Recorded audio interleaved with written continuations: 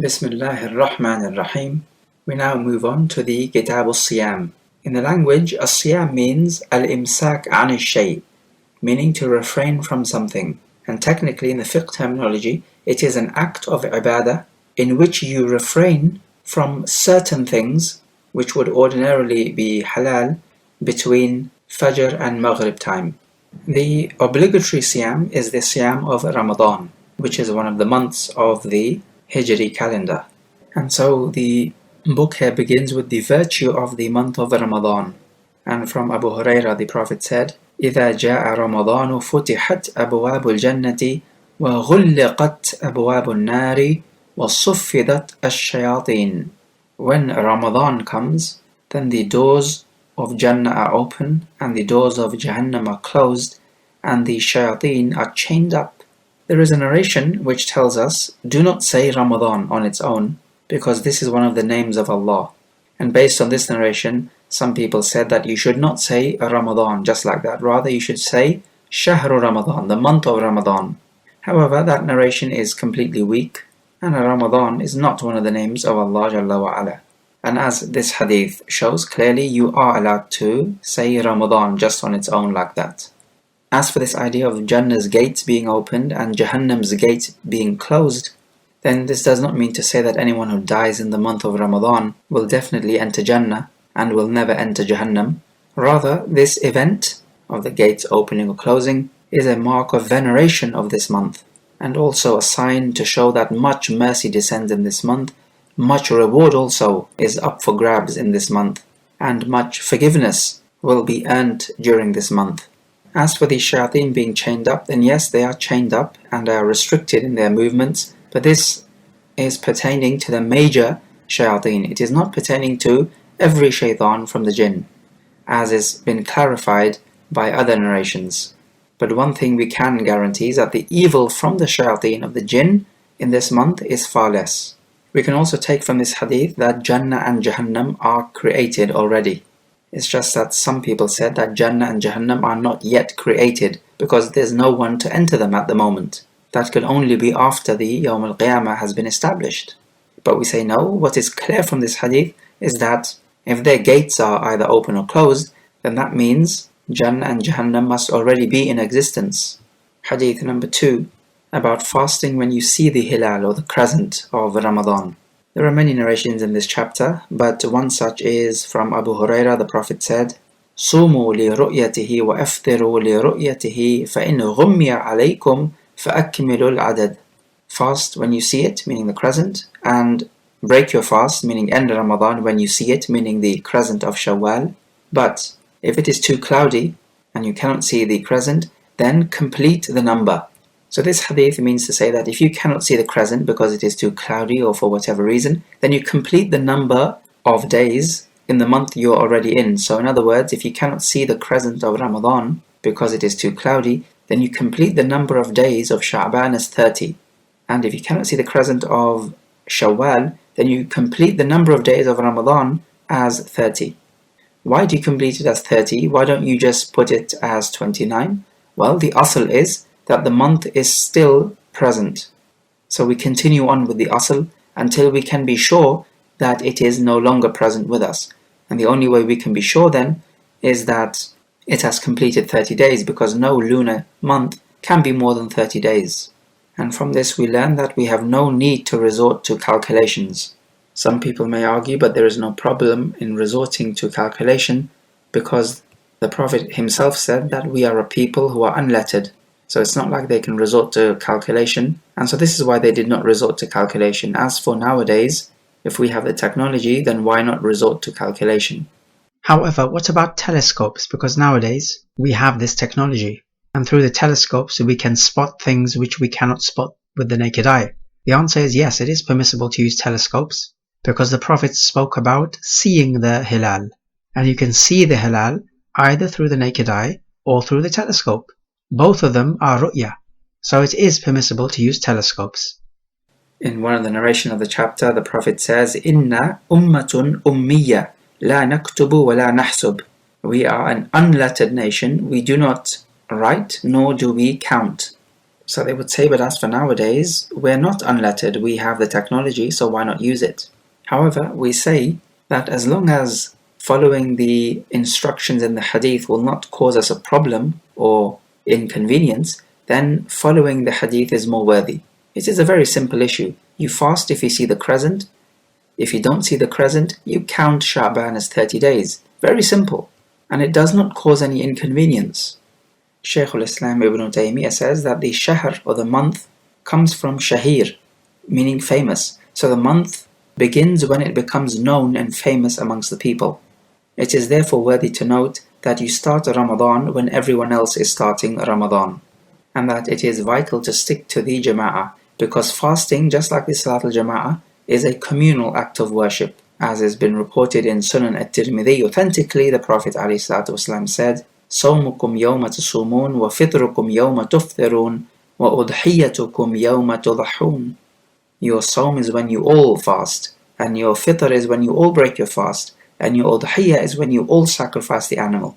So this is a communal act. Everyone does it on the same day. So we shouldn't have little groups breaking away from the Jama'ah saying, oh, we did not sight the moon, therefore we are not going to fast with the community. This is wrong. Ultimately, the overriding factor is that you fast with the community. This is even more important than sighting the moon. Remember, the month is when it becomes famous or well known amongst the people. So you cannot have a group of Muslims, the minority, starting the month of Ramadan when the majority have not done it. With Allah, the month starts when it starts with the people. Hadith number 3, about not forestalling Ramadan. From Abu Hurairah, the Prophet said, لا تقدموا رمضان بصوم يوم ولا يومين إلا رجل كان يصوم صوما فليصم.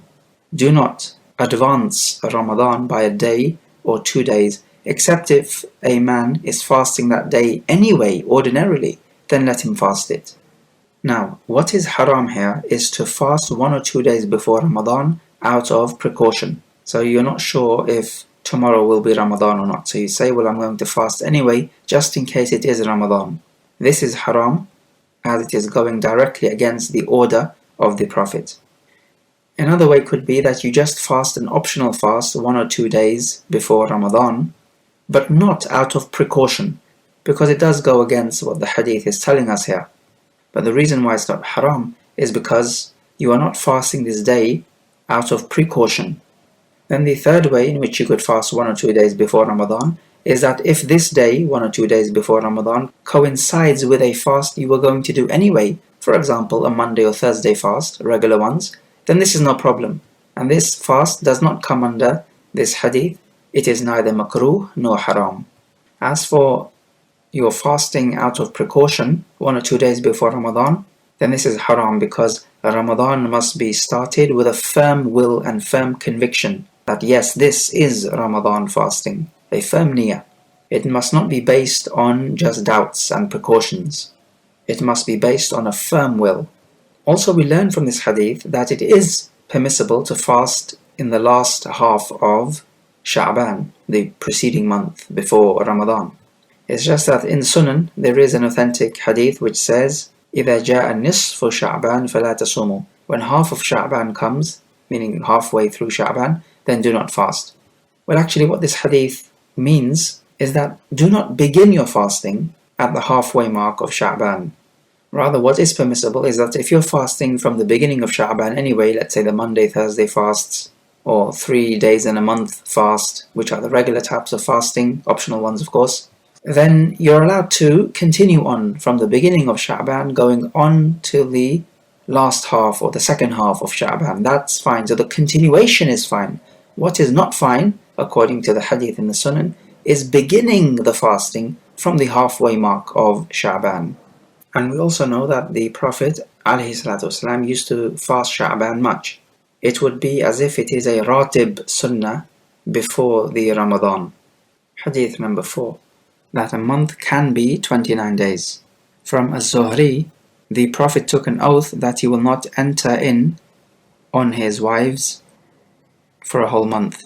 And so what happened is that the Prophet was staying away from his wives, and when 29 days had passed, the Prophet entered in the house of Aisha, but she reminded him that you took an oath not to enter in upon us for a whole month. And she says, but you entered on the 29th day. And the Prophet replied, Inna ash-shahra tis'un wa ishrun. The month is 29 days.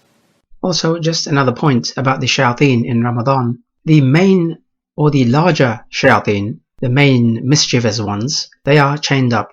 As for everyone who has a personal shaitan, then such a shaitan and malak, angel, they're not chained up, ever. They are always with you. As some narrations talk about the marada, the main or the chief rebellious shayateen. We may take from this narration that you are allowed to abandon another Muslim for more than 3 days, because here the Prophet did so for a month. And this is due to a genuine need, such as a person being a mubtadi' or a caller to misguidance, and someone who is maybe having a negative impact in society. As for the hadith about the 3 days, then we may understand that in the context of a personal dispute, not a matter which affects the public or the deen. Note, however, that the hajr or the abandonment should not be indefinitely, because this ruptures the unity of the Muslimin and the Muslimin become weaker thereby. Hadith number 5. This is about making it plain that every country has its own specific sighting of the crescent, and that they should fast when they see the crescent in their own place. And it does not make a difference if another country has seen the crescent.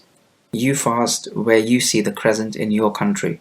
From Qurayb, he narrates that I arrived to Sham, where Muawiyah was the governor, and I fulfilled the need which I had to meet there, and I saw the hilal of Ramadan in Sham, and this was on the night of Yawm al-Jum'ah. He says, then I returned back to Al-Madinah at the end of the month, and Abdullah ibn Abbas asked me, and he mentioned the hilal, and he said, when did you see the hilal? And I told him, we saw it on the night of the Jum'ah, Yawm al-Jum'ah. Ibn Abbas asked him, you saw it? And I said, yes, I saw it. The people saw it as well. And they fasted, and Muawiyah also fasted with them. But Ibn Abbas said, but we saw it on the night of the Saturday, meaning one night later. And so therefore we will continue on fasting until we complete 30 days, or until we see the crescent of Shawwal. And I asked him, but is not the sighting of Muawiyah sufficient for you? Meaning, should you not be following the sighting of Muawiyah? And Ibn Abbas said, لا هكذا أمرنا رسول الله صلى الله عليه وسلم. He said, no, thus did the Prophet order us. So from this narration we learn the clear lesson that for every moon zone you have your own specific sighting and you follow that. You do not follow any other country. Just like, for example, even within one country, people in different areas could be praying Salat al-Dhuhr at different times, depending on the zenith of the sun. It's not like when one community prays Salat al-Dhuhr, that the other community in the same country must also follow their timing. No, rather, you follow your own timing in accordance with how you sight the sun, or in accordance with the sun's position. And so it is the same thing with the moon's position, or the hilal, the crescent. Every moon zone has its own specific sighting, and you follow that. So notice how Ibn Abbas, who sighted the crescent on the night of the Saturday, did not follow Muawiyah's sighting, which was on the night of the Friday, meaning the night prior to Saturday. Hadith number 6. No consideration should be paid to the size of the crescent. From Al-Bakhtari, he says, we went out for the Umrah, and when we descended on the Batn al-Nakhla, which is a place, we all saw the hilal. So some people said that this hilal is 3 nights old, and some people said, no, this hilal is 2 nights old. He says, we met Ibn Abbas, and we told him that we have sighted the hilal, and that people are disputing. Some people said it is 3 nights old, some said it is 2 nights old. And Ibn Abbas asked him, on which night did you have a visual on it? And he told him, such and such a night. And so Ibn Abbas said, Inna Rasulullah sallallahu alayhi wa sallam qal, Inna Allah maddahu lirru'ya, fahuwa li laylatin ra'aytumuh. The Prophet said that Allah has stretched out or made the hilal to be seen. So the hilal is for whichever night you sighted it. So in other words, even if you feel that this hilal is 3 nights old or 2 nights old, and that perhaps the fasting should have started 2 days ago or 3 days ago, all of that does not make a blind bit of difference. In another wording of the same chapter, Ibn Abbas says that the Prophet said, إِنَّ اللَّهَ قَدْ أَمَدَّهُ لِرُؤْيَتِهِ فَإِنْ أُغْمِيَ عَلَيْكُمْ فَأَكْمِلُوا الْعِدَّةِ. Allah has made the hilal come out so that you can see it. So if it is cloudy or you cannot get a visual on it, then complete the number of days, meaning complete the current month as 30 days. So again, the lesson is quite clear. If you cannot see the hilal, you count the current month as 30 days. Otherwise, if you do see the hilal, you fast. So it's a very simple rule which puts the mind and heart at ease. Hadith number 7, about the 2 months of Eid which do not decrease anything. From Abu Bakr, the Prophet said, شهر عيد لا ينقصان رمضان وذو الحجة. 2 months of Eid, they do not detract or decrease. These 2 months, Ramadan and Dhul Hijjah. The immediate question which comes to mind is that what does this all mean? These 2 months do not decrease. Decrease what? Decrease your reward. You see, Ramadan could be 29 or 30 days. One might think that if Ramadan is 29 days, through no fault of the people, would that mean that you have less reward than if the month was 30 days? Well, this hadith answers the question. Ramadan does not decrease your reward. So 29 days equals to 30 days when it comes to the reward of fasting. Just remember the famous hadith about Ramadan. من صام رمضان إيمانا واحتسابا غفر له ما تقدم من ذنبه. Whoever fasts Ramadan out of his iman and seeking reward, then his past sins would be forgiven. And this makes no difference whether Ramadan is 29 days or 30 days. Likewise with Dhul Hijjah.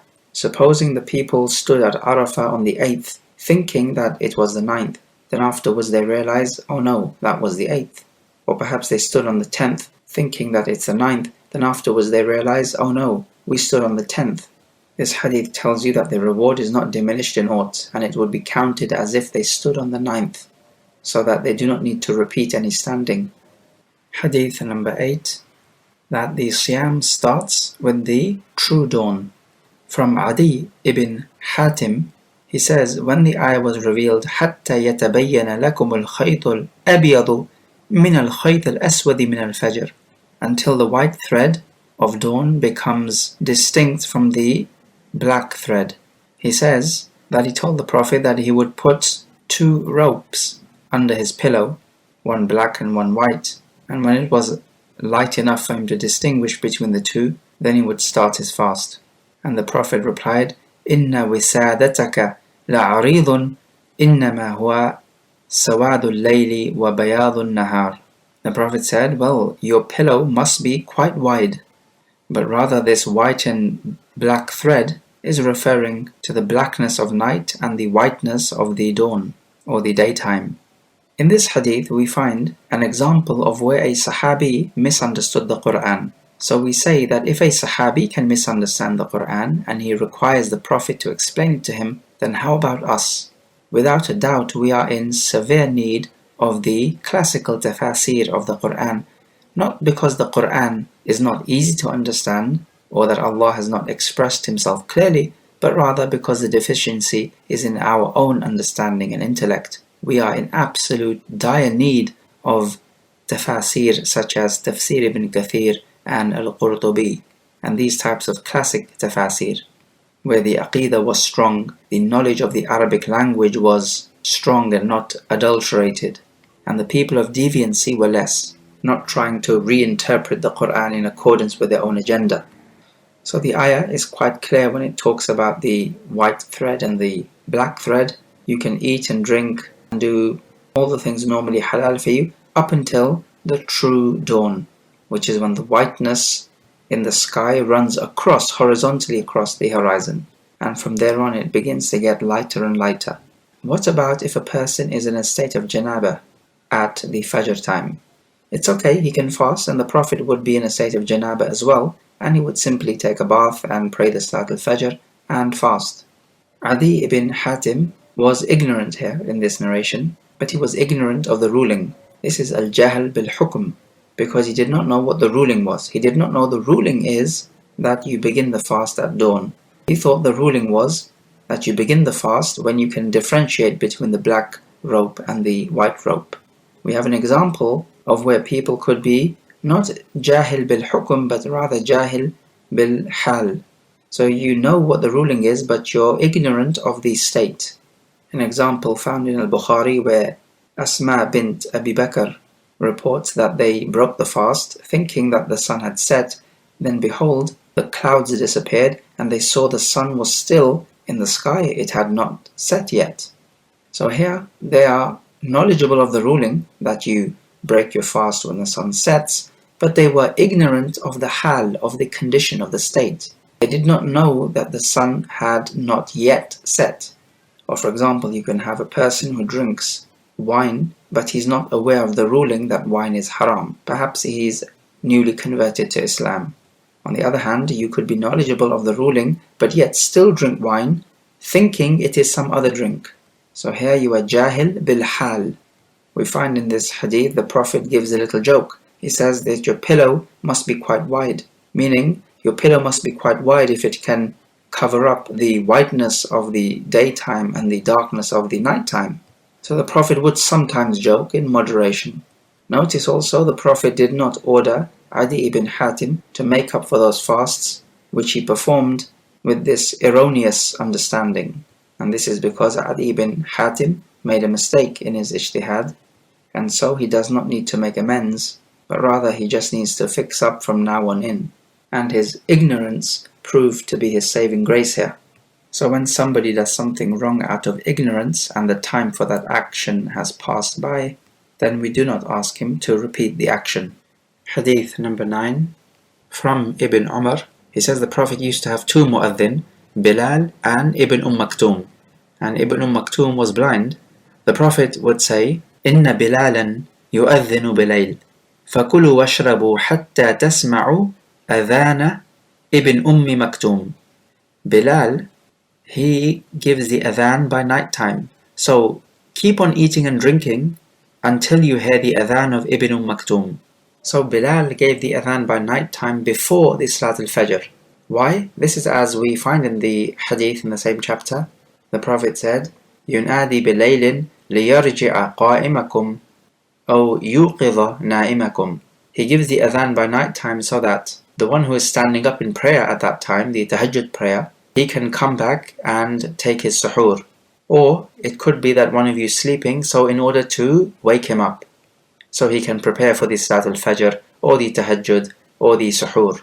So it serves one of two purposes. Either if you're awake, then it is to make you return, so you can take the suhoor, or if you're asleep, it is so that it can wake you up to take the suhoor or to prepare for the Salat al-Fajr and to make the tahajjud as well. So he's told us to keep eating and drinking until you hear the adhan of Ibn Maktum, because he was blind, he could not know that the dawn has broken until he has been told this. So the idea is to keep eating and drinking until the dawn break. Now, this does not mean that it is wajib to eat and drink until dawn break, but rather this hadith is telling us that it is permissible to do so. But now we need to ask the question, what exactly is the dawn break at which you stop eating and drinking? Because there are two types of dawn breaks. One is the false dawn and one is the true dawn. And in the hadith, the Prophet ﷺ explains this to us. Samurata ibn Jundub reports that the Prophet said, لا يغرنكم من سحوركم آذان بلال ولا بياض الأفق المستطيل هكذا حتى يستطير هكذا. You should not be duped away from your suhoor by the adhan of Bilal, nor by the rectangular shaped whiteness in the sky, which goes up vertically, but rather you eat and drink until you see this whiteness spreading across the horizon, so horizontally. So in other words, the false dawn is the white light shooting upwards vertically, and the true dawn is the white light going horizontally across the horizon, or parallel to the horizon. So that's one difference. There are two other differences between the false dawn and the true dawn. With the false dawn, the whiteness which goes up, it's not connected to the horizon. whereas with the true dawn, the whiteness is connected to the horizon. And the third difference is that after the false dawn, it gets dark again. But after the true dawn, it continues to get lighter and lighter. We can also learn from this hadith that it is perfectly permissible for a blind man to give adhan. In fact, even if we did not have any specific evidence like this, we would say it's still permissible for a blind man to give adhan, simply because there is no evidence to suggest otherwise. Hadith number 10, we are talking about the virtue of the suhoor. From Anas, the Prophet said, تَسَحَّرُوا فَإِنَّ فِي السُّحُورِ بَرَكَةً. Take your suhoor, because in that there is barakah. Likewise, in the same chapter, him saying, فَصْلُ مَا بَيْنَ صِيَامِنَا وَصِيَامِ أَهْلِ الْكِتَابِ أَكْلَةُ السَّحَرِ. The difference between our fasting and the fasting of the people of the book is that we eat the sahar meal. Also in the same chapter, from Sahl ibn Sa'ad, the Prophet said, لا يزال الناس بخير ما عجل الفطر. The people will remain upon goodness as long as they hasten to break their fast at the correct time. So these narrations then pertain to eating the sahur and also hastening to breaking the fast when the sun sets. So we learn that in the sahur, which is the meal you eat, as opposed to the suhoor, which is the verb of eating that particular meal. So in this meal of the sahur, there is barakah. Why? Because it gives you the energy you need to keep on going throughout the day. Otherwise you may feel far too weak, and this may encourage you to break your fast during the daytime. Not just that, but you're following the sunnah, so there's also an advantage.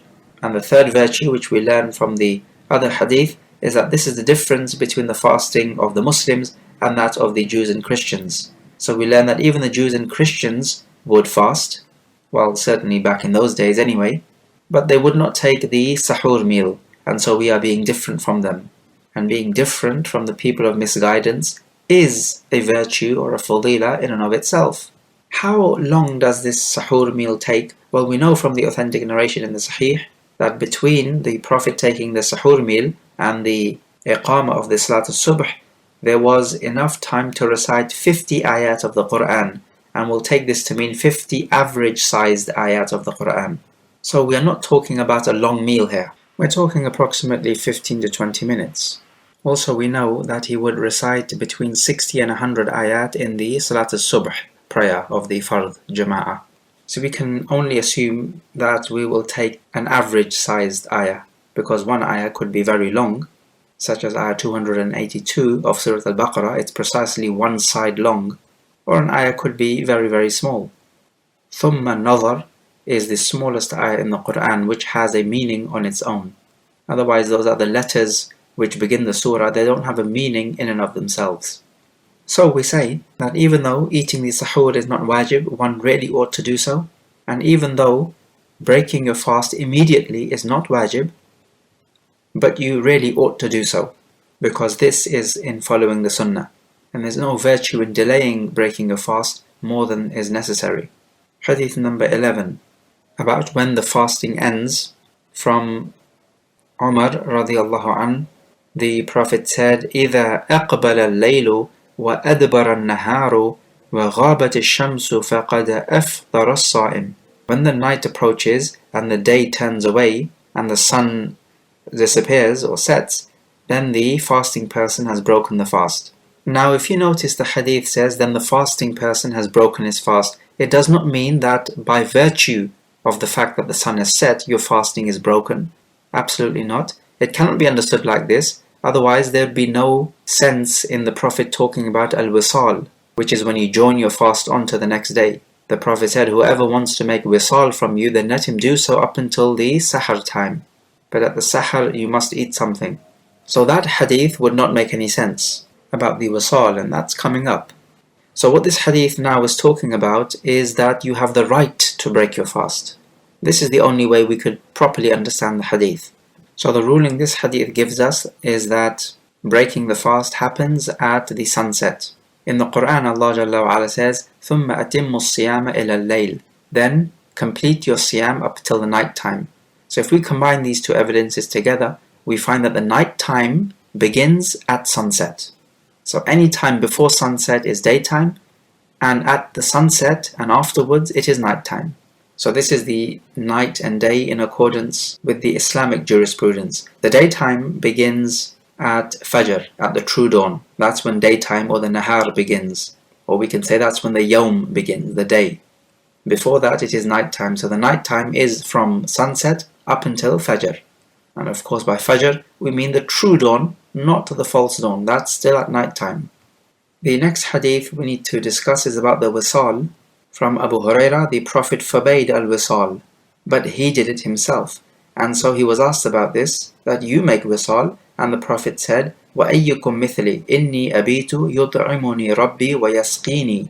And which one of you is like me? I spend the night, and my Rabb gives me to eat and to drink.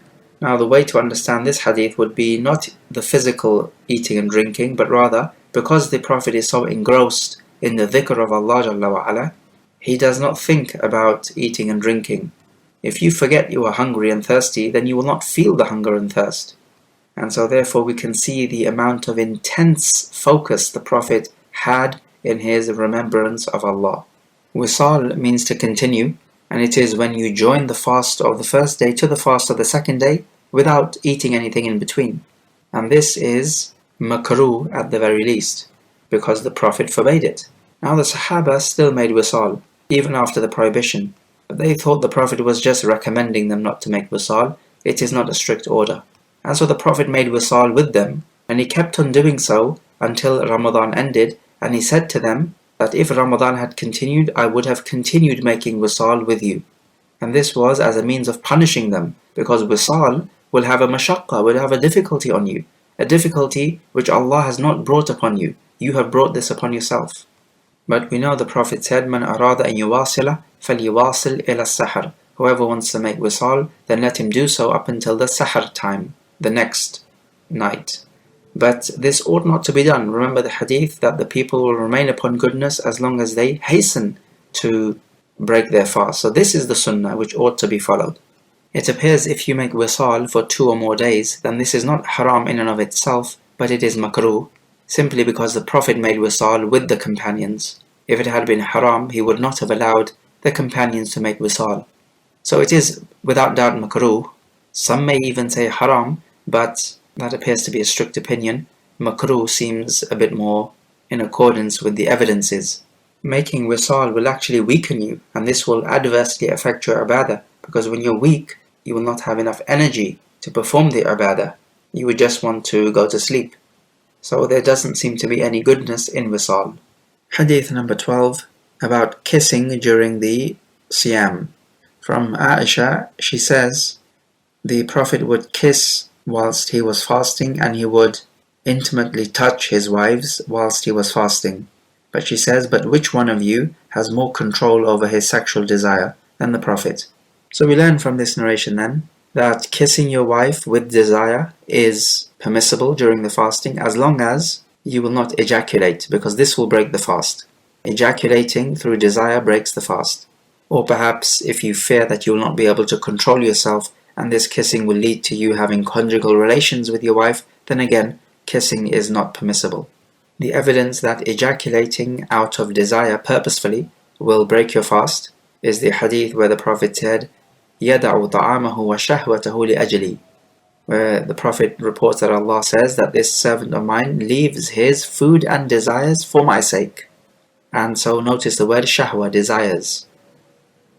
In another version, Aisha is reported to have said that the Prophet would kiss during the month of the Syam, and that would be Ramadan, or during the state of fasting. So it could be Ramadan, it could be outside Ramadan. Whenever you're fasting, you're allowed to kiss your wife as long as you can control your desires. And so merely kissing your wife with desire does not break your fast. Incidentally, it does not break your wudu either. Hadith 13, when you wake up in a state of janaba after the dawn. From Aisha, she says that the Prophet would reach dawn time or the Fajr time in Ramadan whilst in a state of janaba, and not through wet dream. So in other words, janaba through sexual intercourse during the night time. And so he would take a bath and make the Siyaam. So we find that having intercourse with your wife during the night time of Ramadan is permissible. It's just during the daytime is not permissible after the Fajr. So between the Fajr and Maghrib is not permissible. It's important the words she notes here, min ghayri hulumin, without a wet dream, because somebody could be in a state of janaba through a wet dream. So she's saying to us here that it's not through wet dream, in other words, it is through sexual intercourse. And so this is permissible during the night time of Ramadan. It's just that at Fajr you will not be able to pray until you then take a bath. Hadith number 14, about having conjugal relations during daytime of Ramadan. From Abu Hurairah, he says, a man came to the Prophet and he said, Halaktu, I have been destroyed, O Messenger of Allah. And the Prophet asked him, and what has destroyed you? And he says, I had intercourse with my wife in Ramadan. And the Prophet asked him, هل تجد ما تعتق رقبة? Do you find something with which you can free a servant? He said, no. Then the Prophet asked, فهل تستطيع أن تصوم شهرين متتابعين? Then are you able to fast 2 consecutive months? He said, no. Then the Prophet asked, فهل تجد ما تطعم 60 مسكينة? Do you find something with which to feed 60 poor people? And he said, no. Then he sat down, and afterwards a crate of dates was brought, and the Prophet said, تصدق بهذا, give this in charity. And the man replied, أفقر منا, somebody poorer than us. He says, فما بين لابتيها أهل بيت أحوج إليه منا. There is no family between the 2 lava plains of Medina who is poorer than us. And so the Prophet smiled until his teeth could be seen, and he said, اذهب فأطعمه أهلك, go and feed your family with it. We learn from this hadith that having conjugal relations in the daytime of Ramadan is a major sin, simply because the man says, I have been destroyed. And nothing destroys you except a major sin. And we learn that this major sin has a kaffarah, or an expiation, which is to free a Muslim servant. And if you cannot do so, to fast 2 consecutive months, and if you cannot do that, it is to feed 60 poor people. Now this is not a choice you're given, it is tartib, it is done in order. So if you cannot do one, only then you move on to the second. If you cannot do the second, only then you move on to the third. So it is tartib, not takhyir. If you have intercourse with your wife during the daytime of Ramadan, then there are 5 consequences which follow. Number 1, it is a sin, for which repentance must be made. Number 2, you have to spend the rest of the day not eating and drinking. Number 3, you have to make up for that day. Number 4, you have to give the kaffarah. And number 5, your fasting for that day has been corrupted. But even then you have to refrain from eating and drinking out of respect for the daytime of Ramadan. These are 5 consequences. And these consequences only apply during the fasting of Ramadan. They do not apply to fasting out of Ramadan. Even if you are making up for a fast of Ramadan, in Shawwal let's say, and you were to have intercourse during the daytime of this fast, then the kaffarah would not apply, but you would be sinful. And these consequences apply if you committed this act, alim, dhakir and mukhtar, knowledgeable, remembering, and doing it out of choice. So if you did not know the ruling, this does not apply. Or if you did know the ruling and you forgot, it does not apply. Or if you do know the ruling and you didn't forget, but you were forced in doing so, then it does not apply to you. For example, a wife is forced into having intercourse with her husband, so it would not apply to her. So this is the condition, alim, dhakir and mukhtar. However, it needs to be noted that if you are knowledgeable of the ruling, but ignorant of the consequences, then the consequences still apply. It is only a condition that you should be knowledgeable of the ruling. So if you knew that you don't have intercourse with your wife during the daytime of Ramadan, but you were ignorant of the consequences, then this would be no excuse. If a person has conjugal relations twice or thrice in one day, then he still has to offer 1 kaffarah. But if he does it one day, and he does it again the next day, then this would be 2 kaffarat upon him, and so on. So it depends on the number of days you've corrupted. We notice in this hadith that he takes an oath by Allah that there is no family poorer than him. There's no way he could be sure of this. So he took an oath by what is predominant in his thoughts. And this is permissible. The evidence that it is permissible is this hadith. We found here that this man was unable to do any 3 of the options. What does that mean? It simply means that he does not have to perform it, but the next moment in which he is able to perform one of the 3 options, then he must do so, because this is his debt.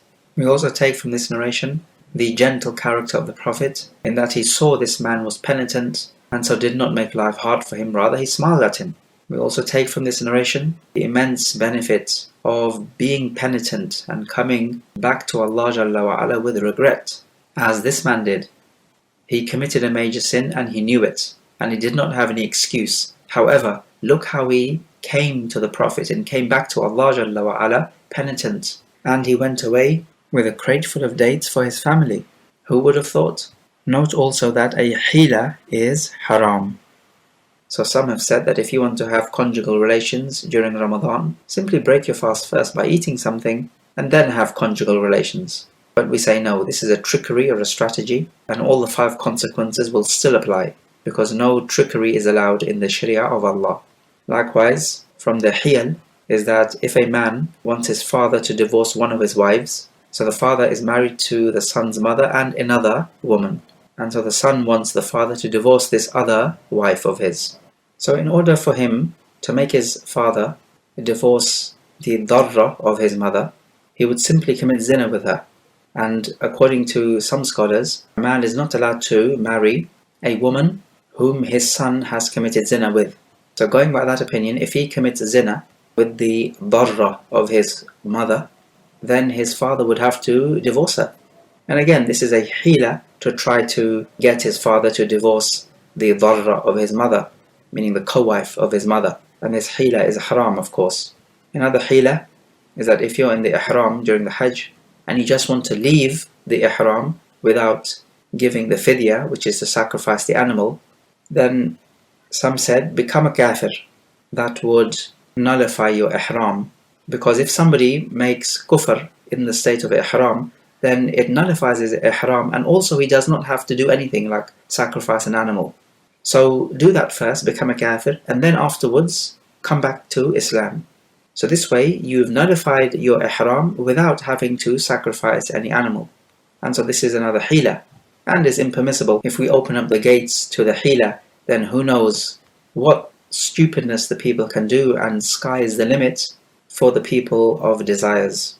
Or another hila could be that somebody does not want to fast, so he purposefully travels during the day of Ramadan in order not to fast, or in order to have conjugal relations with his wife. Because when you're on a travel, you don't need to fast, and you are allowed to have conjugal relations with your wife if you are not fasting during the daytime of Ramadan.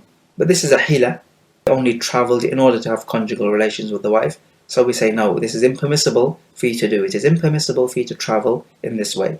So we completely cut off any means for trickery. Also, just to add another point about the wisal and the companions asking the Prophet, but you make wisal. In this, there is evidence that the actions of the Prophet are sunnah to be followed, and not just merely his verbal commands. And we do not say that the actions of the Prophet are specific to him, unless we have evidence for it from the text. And so from this, it becomes known that if the action of the Prophet contradicts his statement, then we do not automatically give precedence to the statement, as some of these scholars of usul have said. Rather, we need to combine between the evidence, if that is possible. And most of the time it is. We only make an abrogation if we know which ruling came before, and that a reconciliation between the evidence cannot be made. These are 2 conditions of an-nasakh. Because do you see here in this hadith how the companions did not give precedence to the Prophet's verbal order? Rather, they looked to his actions. Also, the point about the Prophet saying that Allah gives him to drink and to eat during the night when he's making wisal, some scholars have said that this means that Allah gives him the strength to keep going, and it is not actually any physical food. Because if it was physical food, it would not be wisal at all. It would be iftar. Others have said that actually Allah Jalla wa Ala does give him food and drink, but it is not the physical food and drink, it is food and drink from Jannah. So something like a metaphysical food and drink, which keeps him going. Both opinions are close in meaning. Okay, let's take some review questions. So question number 1. What does as-Siyaam mean lexically and technically? Question number 2. Quote the evidence which tells us that every country or moon zone is different in starting and ending Ramadan. Question number 3. What 5 things result from having sexual intercourse with your wife during the daytime of Ramadan?